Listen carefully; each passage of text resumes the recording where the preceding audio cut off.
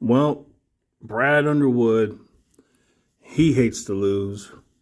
And he makes this comment in obviously talking about his team. They deserve to walk around campus and be miserable during finals week. That's what Brad Underwood has to say. And he means it too. Now, for those of you that are sensitive and need hugs, that's too savage. But to a man, that's not savage. That's just telling the truth. They need to hear this. It's like he said, he had that Penn State game circled before the season started. He told them, and they didn't heed to his words. So you could imagine telling your team before the season starts that this is the game you have to watch out for.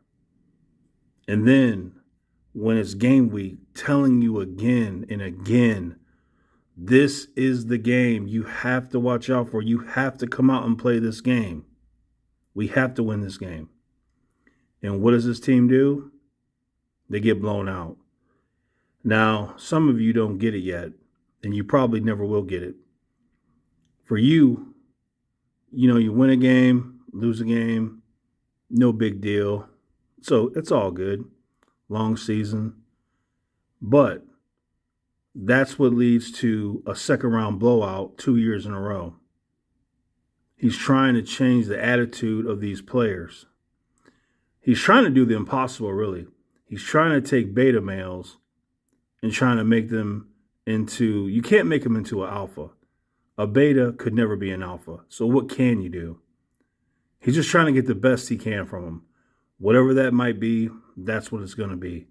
So that's what he's trying to do. But he is beyond sick and tired of getting blown out in the second round of the tournament. He wants to win in the tournament. And he knows he's not going to win in the tournament when the player's attitude is like this. Because you're going to come off the Big Ten tournament, and then you're going to play a team that you're going to look at and say, oh, we should beat this team. And then you lose.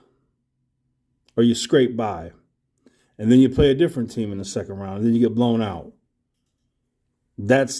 He's tired of that. We've seen that 2 years in a row now. He's over it. And the national media talks. People talk. You want to know why Brad Underwood doesn't get any, talk about him? Because he doesn't win in the tournament. He hates that. He doesn't want that for the program. Illinois tries to push, oh, we've won the most Big Ten games in the last 3 years or whatever. Whoop-de-woo. What has that got you? How many tournament wins do you have in that same amount of years? Oh, I thought so. You don't want to talk about that. So, believe me, hanging your hat on winning Big Ten games, no one cares because you didn't do anything with it. He would trade in every one of those. He would trade in those Big Ten titles for tournament wins in a heartbeat. No hesitation. I don't care if you finish second, third in the Big Ten, but you make it out of the second round in the tournament. Now that is worth talking about. And you want to talk about recruiting? You think that doesn't make a difference in recruiting? Oh, Illinois is interested in you. Did you know they can't advance in the tournament? I mean, does that sound appealing to you? You want to get blown out in the second round of the tournament? Because that's what they do. We win in the tournament. So, recruiting-wise, it hurts you. So, Brad senses, it's his team, a weakness, a pathetic beta male weakness in this team. And he's trying desperately to change it. And he's not going to wait until it's too late. He's trying to get it out of them now. That's why he's being so savage. And like I said, if he's being this savage publicly, you could only imagine privately what he's told these players. And they deserve to hear it because that's what they deserve. They're pathetic. They're a pathetic bunch of players. But that can change. It can change, and Brad Underwood is sure hoping it does. When you get blown out at home to Penn State, you're pathetic. There's no other way around it. Brad Underwood knows it, and we should know it too. So I'm glad to see this stuff, really. They deserve to walk around campus and be miserable during finals week, and they should be. What a joke. You know, basketball, it's a mindset. It's an attitude, a way of being.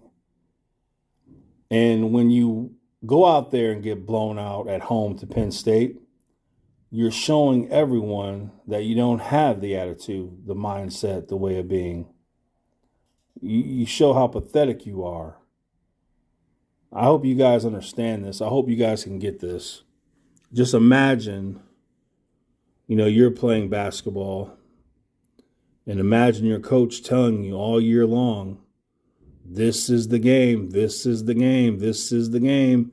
It's the trap game. You're going to come off Texas, and you're going to come home against Penn State. This is a trap game. You get that beat through your head, and then you still go out there and do it. That's a problem. That is a huge problem. So Brad Underwood is at his wit's end with this.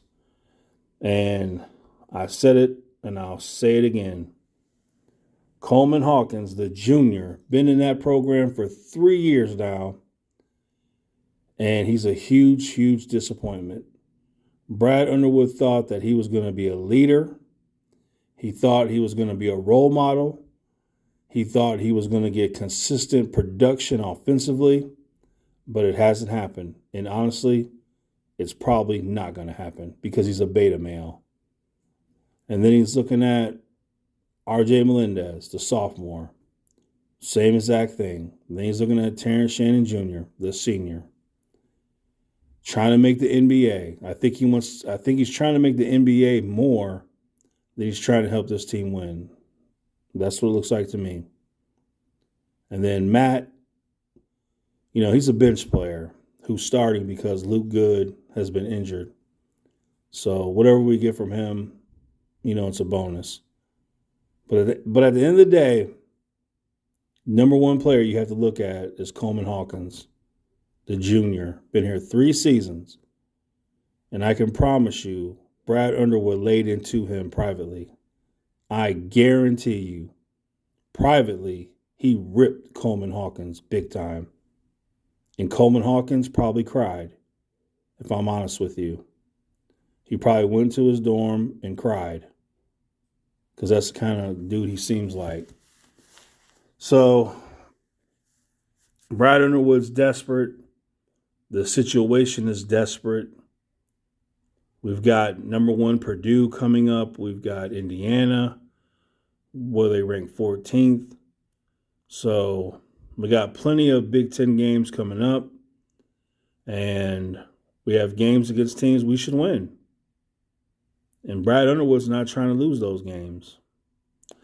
So I just seen this little comment and wanted to share some thoughts on it. And I'm glad to see it. And if it was possible, maybe 20, 30 years ago, I wouldn't be surprised that Brad Underwood smacked some of these players. Sometimes people need a smack. I'm not going to say punch because a punch can lead to fractures and serious problems. So a nice smack. But I think some of these players could benefit from a smack across the face.